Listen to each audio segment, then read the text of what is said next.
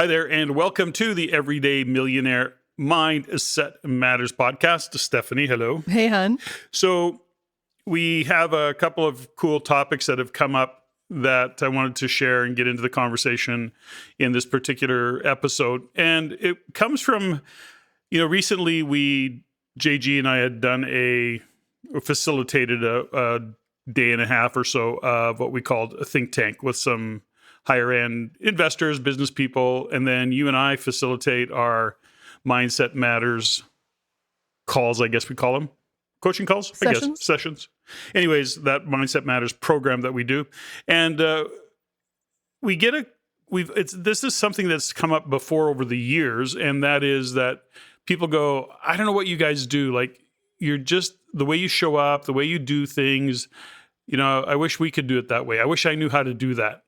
And we kind of look at it and realize that probably there's some things that we do that we've learned over, 25 years and many, many years of speaking and understanding the term that we use. And I think it's a common term. It's becoming more common. It's more common. It's called holding space. Now, when we talk about holding space, if you go... What does that mean? Well, some people will say that. What does holding space mean? And by definition, you have probably, if you're listening to this, you've probably held space for people. You maybe not realized it. So an example of holding space was somebody who's, facing some difficulties, having some challenging times, generally something emotional, traumatic, somewhere, that it's hit them. They come and they sit down and they want to have a conversation and they just want to talk. Or be heard. Well, that's the key about it. They do want to talk, but they want to be heard.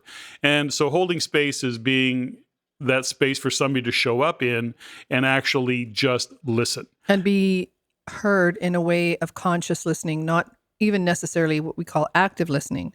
Because conscious listening is holding space for someone to just go through what they're going through without my judgment or without my input or without my opinion. It's just space.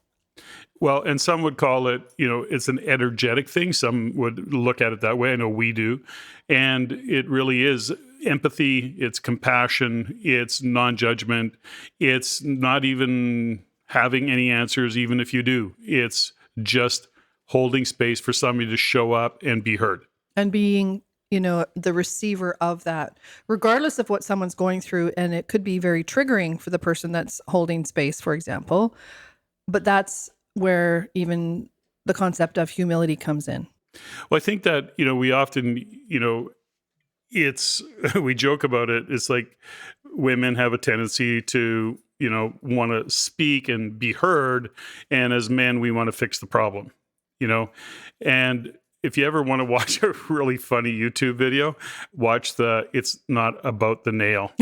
Okay, so just Google that, you guys. You will laugh. It's not about the nail. It's not about the nail. You will howl. Anyways, we'll just leave it at that. The point is that men historically want to fix things. Women just want to be heard. That's if men can show up and just listen, that would be holding space for somebody, and they have no attachment to it. They're going, okay, yeah, whatever you got. But it's a compassionate. There's a sense of the person holding space. And it's not just like, yeah, come on, get over it. I'm not going to say anything. Yeah, okay, moving on. I hope I'm not implying that's kind of what you're implying. No, I'm not at all. So that I'm giving an example. But the point is that when we hold space for somebody else, it's being that grounding force, that place of trust that people can come to as well.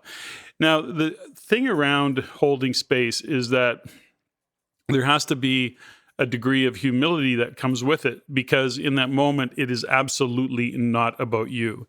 And often what happens is we think we have an answer, we can solve this problem. Or you compare it to something you've been through. You compare it to... I know that when I went to France, I did this. Yes, yeah. Exactly. No. And so the whole idea of holding space is really not having an opinion, not having the judgment, and just being there. Now, some people are doing that, but don't even have a context for holding space. They don't realize that's what they do, and they do it quite well just because that's who they are. It's a statement of character. Others have no clue around it. They just want to always go in and have an opinion, have a conversation, talk about themselves, and it really... they don't become that safe space. They don't hold space. So in this conversation, we talk about holding space, and we'll use some examples because I want to talk about it from the point of individuals, groups. We used to do it a lot when we were, of course, in big events, and you do it a lot with your athletes. So let's go down the path of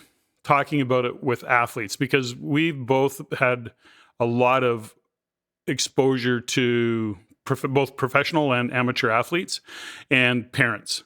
And that's a good point of entry, I think, of what holding space is, because you know and I know that there are parents that you wonder it's your kid that's playing this sport, Not you. not you, right? You're not going to the show, dude. Yeah. And then so it's really kind of funny is like, can parents learn how to hold space for their kids just to play the sport, or do they, have to be that bleacher coach or Yeah, and I think that's really, really important, especially now when we're trying to navigate a world where people are trying to find significance. And with parents who are in the world of sport, for example, we'll just use that because it's an easy one for us, is that they will look at their children as if they're an extension of themselves. Instead of just looking at their child going, wow, okay, great. They're going to have their own experience. They're going to make their own decisions. They're going to have their own result. And the most powerful thing I find with holding space, and I've been using this context for a long time, especially with athletes, is that it's who you're being and how you're receiving and how you're supporting the person that's actually out in the field. So if it's an athlete that's skating or playing soccer or out in hockey, or think of a speaker, as a space holder. I hold myself as a space holder. As a space holder for a speaker, when you're on stage, for example, I really hold myself with very quiet energy. And if you're looking to me or you see me, for example, I'm just beaming love. I'm just like, you got this. There's a quiet confidence that I'm trying to energetically give to you, to the speaker, to the coaches on the ice that I'm watching, et cetera, or the athletes that are competing. So it's really about, can I get out of my own way, my own ego, and not make it about me, and really allow myself to be a space holder for you to be brilliant. So when we talk about, let's go back to speaker, because for example, you and I have done quite a lot of stuff over the years on stage. JG and I have worked a lot together. I've worked with many, many speakers over the years on the Reign stage. And one of the reasons that JG and I are kind of a good tag team on stage is because neither of us are ever fighting for mic time. It's like, you take it. No, you take it. We don't ever. You pass the puck very well. We pass it. We just are happy to do it. And I only want him to be brilliant and vice versa for him. So over the years, when we were having speakers on stage, we'd have often people that had not been trained speakers. They had not done anything. They just wanted to do it and they wanted to get good at it. They had a strong message. Keep in mind that when we're putting on somebody on stage, it's often they have an expertise in a particular field. Great speakers. But that doesn't make them good speakers. Yeah. It doesn't make them good presenters. And so, only because it's a kind of a moment to share, one of the questions, because speakers that were coming on stage would go, oh, geez, I'm so nervous and I'm this and I'm that. And one of the questions I would ask them all the time is, here's what I want you to think. What do I want my audience to do after hearing me speak that they would not have done before hearing me speak? What do I want them to do on Monday after hearing me speak that they wouldn't have done before hearing me speak? Now, the power in that question, of course, is that it forces the speaker to make it about the audience, not about them. And so that takes some of the nerves away. When you're actually speaking in the thought process is, I want these individuals to hear me, not be standing up there thinking they're judging me. Right. So you think about public speaking as one of the, the top two things that people are terrified of. So when you think of that example, what I've honored and watched you do over the years and what I do over the years is if somebody's nervous and they're really freaked out about speaking in front of 300, 400, or even 25 people, it's like, I'll put a chair kind of where they can see me, or I'll stand in the penalty box or something. And if they get nervous or they start making it about them or start making it about what they have to produce or provide, is that they just go, okay, look at me and I will look at you. And when you reconnect to that, it's like, what am I leaving for my audience? Whether it's a group of 10-year-olds on the ice or a group of real estate investors, what do you want to leave? But when that speaker's on stage, if they don't have that person to connect to or to anchor to many times, and that's what was brilliant about Rain Live events, is you guys always had that chair where somebody who was kind of tabbed to hold the space for that particular event or that particular segment, is that the speaker on stage could actually see that person or feel that person and kind of know that they're being heard.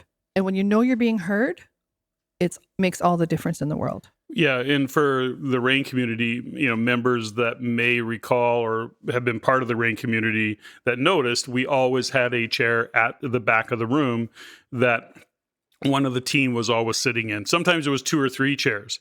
And it wasn't because we enjoyed watching the speaker. It was more because holding space. Holding space. We wanted to be that anchor. And also acknowledge somebody, if they're on stage, they don't necessarily know how they're showing up, how they're occurring. We're giving them thumbs up, we're nodding our heads, we're acknowledging that they're, getting the right message. And so that's giving them confidence on the stage. Now, the point of all of this is, as we work through this conversation, is understanding that in those moments, and this was a topic that was actually suggested to us, is around humility. Where do we need to be, and where does humility exist, or where does it live in somebody? And the ability to literally hold space for somebody is because it's about them, not you. And you're actually trying to generate the energy to keep them moving forward. I mean, how many times have you been going to an event or getting on a call, or I've been going to an event or a webinar, and it's like, come with me, come sit in. And it's like, well, no, I don't want to. Well, I need you to hold space. Okay. Like that makes sense. And so this is something for those of you who are in those positions, even with your businesses or your careers, and you're sitting in the boardroom and you're supporting somebody. It is really, can you just be the space holder for somebody that is delivering something?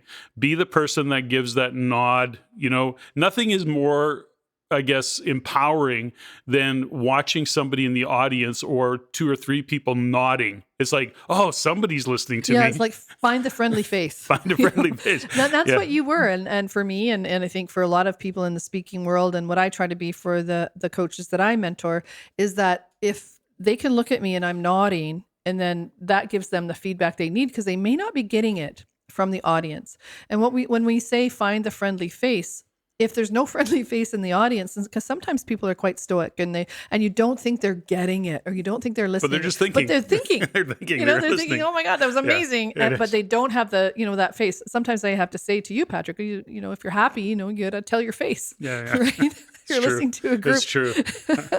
I've been given the gears a lot about that over the years. Yeah, but it's your thinking face. It is. But if people don't know that, they're like, oh, how come he's so grumpy? So the team, we do videos, as some of you may realize just how many videos that we put out there. And sometimes when I'm doing a video with generally JG, but it could be with Steffany or somebody else, is they'll make a comment and I'll be expressionless, and I call it, I'm buffering. Like I'm just buffering, right? I'm just buffering. So the editing team was going to make a little buffering signal around it. Anyways, we digress so quickly.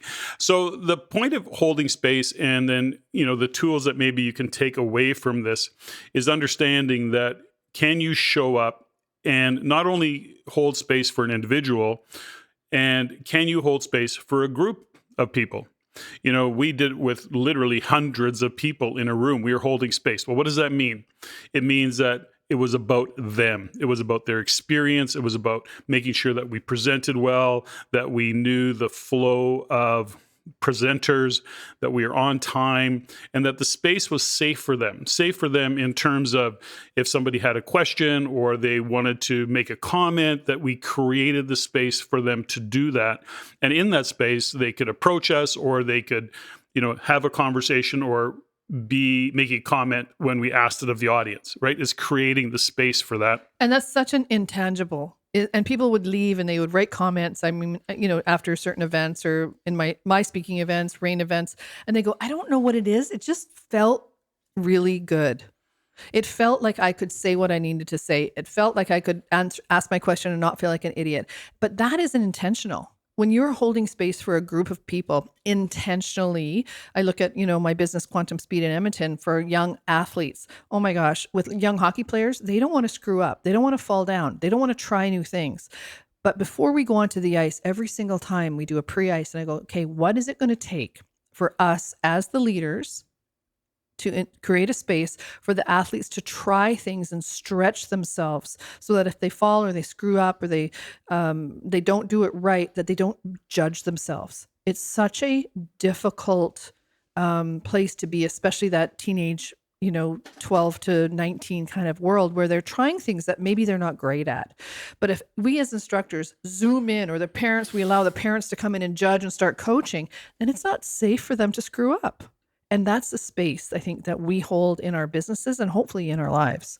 Well, I think you make a great point around coaching, though, as well, with coaches, as much as they're technical coaches. There are all sorts of coaches, but coaches in general, once they've coached, then it's just them holding space, letting the training take over. I, used the phrase, transfer of power from the coach to the student, from the coach to that individual who's now going to take it. And at some point, you see it, and we've talked about it, is that when your athlete steps on the ice, your coaching is over. It's over. It's all them. It's all them. Now your job is to hold space and step back, energetically, step back, but energetically be there, be connected, making sure that, your body language is positive, and that, if they do slip and fall, it's not like shutting down. It's actually lifting up. It's like, okay, you got going. This. You Get keep up, going. Keep going. And it's that way with, we use speakers because I think everybody's probably had the experience. I shouldn't say everybody has. I've had the experience many times where one of the things about being on the Reign stage is that it had to be about the audience. And, I had conversations with just about every speaker that ever went on the stage before they went on stage. It was one of our protocols. And it was really learning and supporting them to understand that if you make it about the audience, you will be brilliant as a speaker. And I think many times, or over the years, probably many have had the experience of it's about the speaker, and it's about the speaker. And you can feel it. Exactly. And you can feel it. And I could name speakers who are big name speakers that it's about them. You see it when they're done their speak. It's like, I was amazing. They stand in the glory of it. Yet you can take just as good a speaker, just as epic, and they are actually shining a light on the people who got the message, the individual, the client that they coached, whatever. It's all about the other people. That's where humility comes into play, right? Can you be humble, realizing that none of this went down without a whole bunch of people? So it's the band that shows up. That's to support the lead singer. Yeah. Think about, and just because U2 popped into my head, but there's many that they're always the guys that are the first to acknowledge the roadies, acknowledge all of the sound guys, the light crews, all of that, because they realize that, yes, they play the guitar and they step on the stage and they just play the guitar and they're great at it. But think about those 25 trucks that go from city to city, have to be unloaded and then reset up. I mean, if you've ever seen a concert and you think it just happens overnight because that dude's playing the guitar, then you're crazy. But the humility that it takes for a star or somebody who is speaking to acknowledge, and that's why I think people will feel the difference when somebody is making it about them. And you walk away and there's a lineup. I mean, there's sometimes I've been in my most, thinking I just sucked hard and just didn't do a great job, but I would have a lineup of people wanting to say thanks and to tell me what they got out of the talk, where I thought I sucked. Right? Because there's no feedback when you're coming from a place of humility and you've given it all out. A lot of times there's no way to connect to the feedback on our own feedback loop. So the feedback comes from other people saying thank you. And then the humility or the gratitude kicks in then. So the disconnect is, okay, you're standing on stage or you're out there, you're playing guitar, you're speaking or whatever, you're giving your message.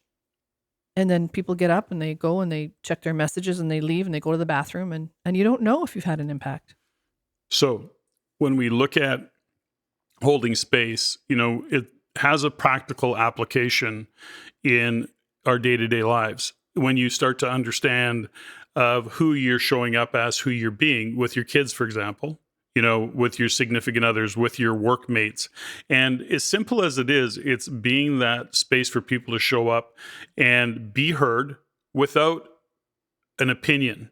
And often we've had these conversations many times, and if you're listening, this is a normal thing, right? Somebody's talking and you're really thinking about what you're going to say next and not even listening. Yeah. And we've all been caught in that trap. And it takes a lot of real training, if you will, and awareness to be an active listener, not actively listening and thinking about what you're going to say. So you actually shut them out because you've already got a story in mind. Well, let's just not step over that, because I remember and how many times we've had conversations, and I'm guilty of this, is because I hold back sharing things about my life, because what I've learned over time is that I'll share things, or I'll tell a story, or I want to be fully expressed, and then I'm waiting for somebody maybe to ask me a question about what I just said. But right away they just tell me that. So if I'm telling a story about what happened in Olympics, or what happened when that time I went to France and this happened, and instead of them saying, okay, tell me more, which is a space holder conversation, right?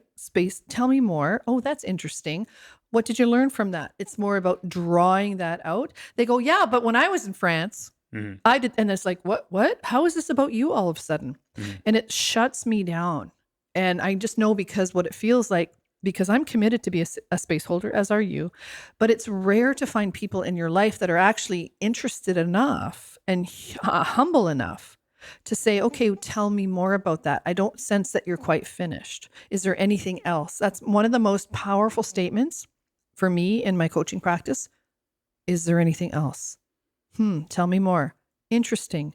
And I'm actually interested. Is there anything else? And I say that until they're done. And that's a tool from a space holder's concept, is to say, is there anything else? And then not just jump in and start talking about when you went to France and what it was like for you, because that is such a superficial level conversation, and it doesn't move people into a space of getting clear.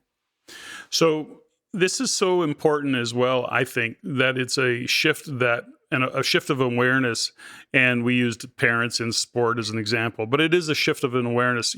We were blessed over many years to know a lot of parents who were, looking after their kids. And I always remember Barry and Julie, they had four boys. Yeah. And a girl, 5 kids. 5 kids. The Fishers. And the Fishers. And, something, they were so amazing present to their kids. The whole thing was that all of their kids played at different levels of hockey, for example, and they never got involved in any bench, like no bleacher coaching. They never got in any drama. They just went, watched the kids play, worked with the kids on the way home, whatever, listened, were just brilliant at it. They just were so good at that. As a matter of fact, think about that. That was many years ago, and they still stand out because most parents aren't that way. They're getting into the drama of it. And it's, at the end of the day, it's amateur sports, right? And so we have to consider that, can you just be the space for the coaches? Can you just be the space for the team and for your kids to show up and not have strong opinions? Just, are you doing your best? Can you do better? Make a suggestion. That's it. And just be the space holder, as opposed to getting really wrapped up in all of it. And it's easy to do. So, right. When you think of humility, though, the root of the word is being humble. And as a parent, or as a person who is bringing their child to be coached by somebody else, if you think you know more than that coach, where is the humility in that? Like, you have to at one point trust the fact that somebody is going to teach your child, or teach, somebody something that you don't know. So when you get out of the way, when you step back, get out of the way of whoever it is they're holding space for, there actually is a multiple of success, of experiences that person gets to have on their own without you getting in the way. Behind it all, in humility, is the ego driving us to be heard, not driving it to be heard. The ego wants to be heard. The ego wants to be seen. The ego wants to have an opinion.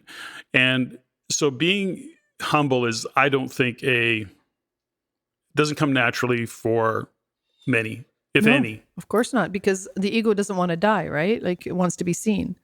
So we know those individuals that don't seem to have an ego. They have a lot of humility. They're very humble. And much of that is trained. Much of it is gained through awareness, and we see it and we hear about the work that needs to be done to be humble, to have that. And some of it is often that humility comes through hard lessons and the very tough lessons that are learned in life. And that's something to consider. So in the context of this particular episode, the conversation really was just around humility and holding space. The two go hand in hand. And if you're not familiar with the term, something to consider. Can you be a great space holder? Can you be an active listener? Can you be that space without an opinion, without the judgment, allowing people to show up? Some people don't want that. I'm not going to be that guy or girl. Yeah, I don't want to be somebody that makes other people brilliant. Could be that. So that's what I got for today on this episode. Anything you want to add before we sign off? I don't think so. I think the biggest thing is the connection between the ego and allowing yourself to be brilliant, but also having that humility to say, okay, here's where I get to support someone else. Here's where I get to really shine in a space of holding another person to be their best self. And that's what I think it means to me, is that can we hold enough space and get out of our own way, not from a place of ego, but from a place of really seeing that the other person has something to share and to contribute. And to me, that's really a great state of contribution. Beautiful. Well, hopefully we have done this topic justice. Thanks, Steffany. That was fun. Ladies and gentlemen, thank you for listening. If you found value in the podcast, please take the time to rate and review and share with others. Share with your friends. As it is my goal to always improve and to provide the highest value for you, the listener. If you have any comments, suggestions, or questions you'd like answered, please email me at ceo@reincanada.com. That's ceo@reincanada.com. I look forward to hearing from you. And until next time, Patrick out.